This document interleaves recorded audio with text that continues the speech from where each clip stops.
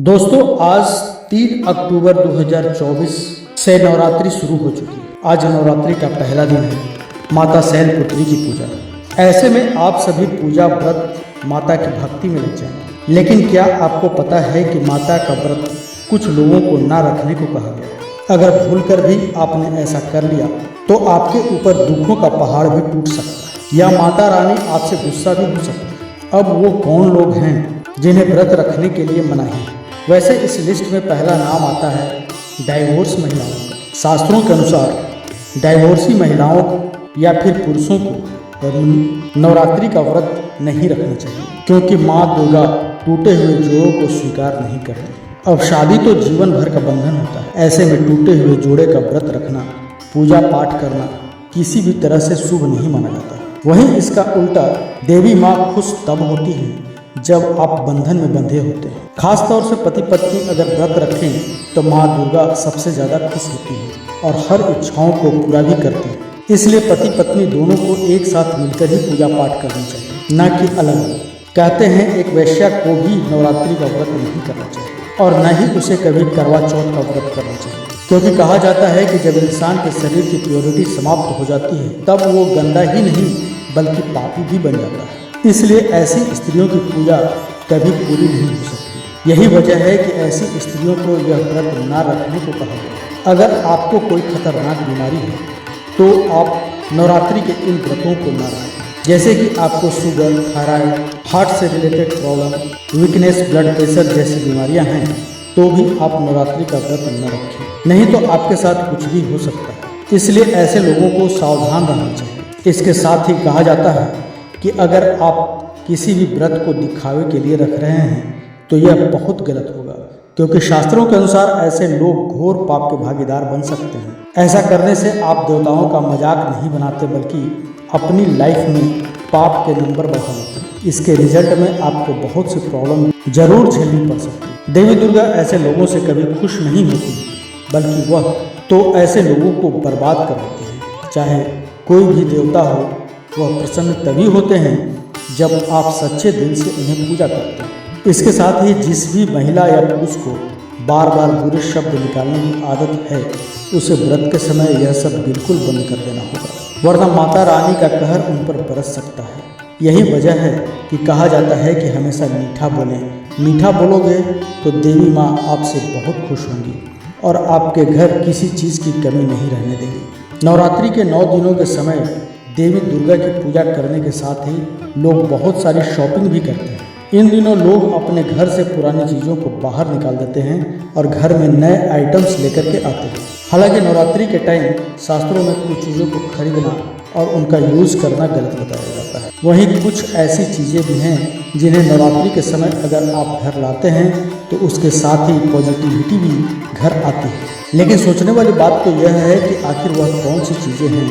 देखिए, शास्त्रों में बताया गया है कमल के फूल में माता लक्ष्मी का वास होता है और वहीं भगवान विष्णु भी कमल धारण करते हैं। इसलिए कमल का फूल सुख समृद्धि का चिन्ह होता है। अगर आप नवरात्रि के पूरे 9 दिन अपने घर के नॉर्थ ईस्ट डायरेक्शन में या फिर घर के मेन डोर पर कमल का फूल किसी साफ पानी के बर्तन में रखते हैं तो वास्तु के हिसाब से यह काफ़ी शुभ होगा। इसके साथ ही नवरात्रि पर पीतल से बना कोई सामान खरीदना शुभ माना जाता है।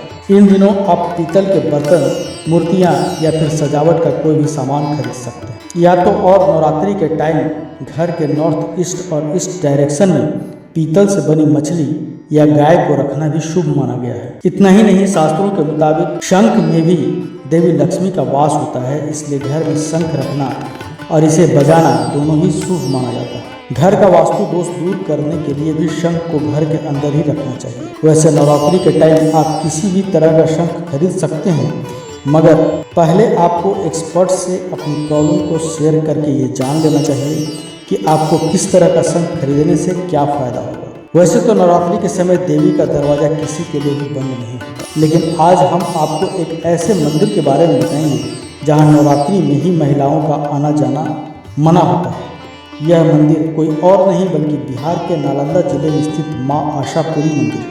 यह मंदिर काफ़ी पुराना है। यहाँ एक परंपरा आदिकाल से चली आ रही है, जिसे लेकर यहाँ के पुजारी और गांव वाले पूरी तरह से सतर्क रहते हैं। कहा जाता है 9वीं शताब्दी में ब्रज तंत्र ज्ञान और सहज ज्ञान का बहुत तेजी से विकास हुआ था। उस समय यह दुनिया का सबसे प्रचलित बौद्ध साधना का केंद्र था। बौद्ध लोग यहाँ आकर तंत्र मंत्र की साधना करते थे, तभी से यह परंपरा है।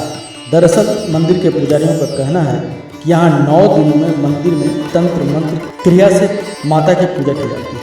नवरात्रि में दूर दराज से यहाँ पर तांत्रिक आते हैं। तांत्रिक नवरात्र के आखिरी दिन यहाँ निशा पूजा और विशेष तरह का हवन करते हैं। इसके बाद महिलाओं और बच्चियों को जाने को मिलता है और इस क्रिया के बाद ही माता आशापुरी के आशीर्वाद से घोसरावा, पावापुरी और आसपास के सभी गांव के लोगों के बीच कोई भी परेशानी आने से पहले ही टल जाती है। देवी की महिमा की जितनी भी तारीफ की जाए उतनी ही कम है। वहीं आसपास के लोगों का कहना है कि करीब 350 साल पहले यहाँ पर देवी की मूर्ति अचानक प्रकट हुई थी। जब इस बात की जानकारी यहाँ के राजा घोष को मिली थी तो उन्होंने इसी जगह पर देवी के मंदिर का निर्माण कराया। राजा के द्वारा कराया गया मंदिर निर्माण की वजह से इसका नाम घोसरावा गांव रखा गया। मंदिर के निर्माण के बाद लोगों ने पूजा पाठ करना शुरू कर दिया। राजा घोष 3 भाई थे जिनके नाम पर घोसरावा, दूसरा बड़गांव और तेतरवा नाम रखा गया। लेकिन सोचने वाली बात यह है कि स्त्रियों को ही आखिर वहां जाना क्यों लगा।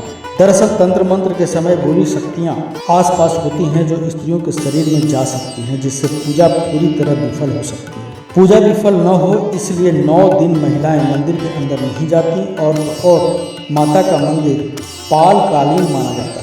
उनका स्वरूप सिद्धिदात्री का है। इस मंदिर में आशापुरी देवी की 2 मूर्तियों के साथ शिव पार्वती और भगवान बुद्ध की बहुत सी मूर्तियां हैं। यहाँ की सभी मूर्तियां काली हैं। मंदिर की परंपरा न टूटे और स्त्रियों की पूजा भी न रुके, इस वजह से मंदिर के आंगन में अलग से मंदिर का निर्माण कराया गया है। नवरात्रि में यहाँ आकर स्त्रियां पूजा करती हैं और बताया जाता है कि यह मंदिर न सिर्फ तंत्र मंत्र और सिद्धियों के लिए जाना जाता है, बल्कि यहाँ भक्त सच्चे मन से कुछ भी मांगता है तो उसकी इच्छा देवी जरूर पूरी करती है। इसलिए इन माँ को आशापुरी के नाम से भी जाना जाता है। तो जाना आपने आखिर क्यों नवरात्रि पर बिहार के इस मंदिर में महिलाओं की एंट्री नहीं मिलती। आपको बता दें अपने देश में बहुत से ऐसे मंदिर हैं जहाँ नवरात्रि के पूरे 9 दिन भक्तों की भीड़ तो लगी रहती है।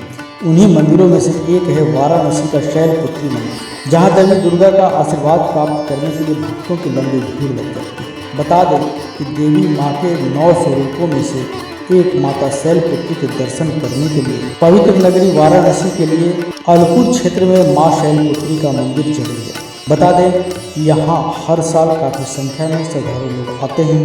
दरअसल मान्यता है कि यहाँ माँ के दर्शन मात्र से ही भक्तों की मनोकामना पूरी हो जाती है। वहीं सीतापुर में भी माता ललिता देवी का एक मंदिर है। दरअसल इस मंदिर में देवी के दर्शन करने के लिए दूर दूर से लोग आते हैं। कहते हैं ललिता देवी मंदिर माता के 52 शक्ति पीठों में से एक है। मान्यता है कि यहाँ देवी सती का हृदय गिरा है, इसलिए यहाँ सच्चे मन से पूजा करने से इच्छाएं पूरी होती हैं। तो दोस्तों आज की वीडियो में फिलहाल बस इतना ही। अगर आपको इसके बारे में और डिटेल में जानना हो तो हमें कमेंट बॉक्स में ज़रूर बताएं। इसके साथ ही आपको हमारी ये वीडियो कैसी लगी यह भी बताएं। मिलते हैं अगली बार एक नए वीडियो में एक नई खास जानकारी के साथ। तब तक के लिए देखते रहिए हमारा चैनल संस्कृति टीवी।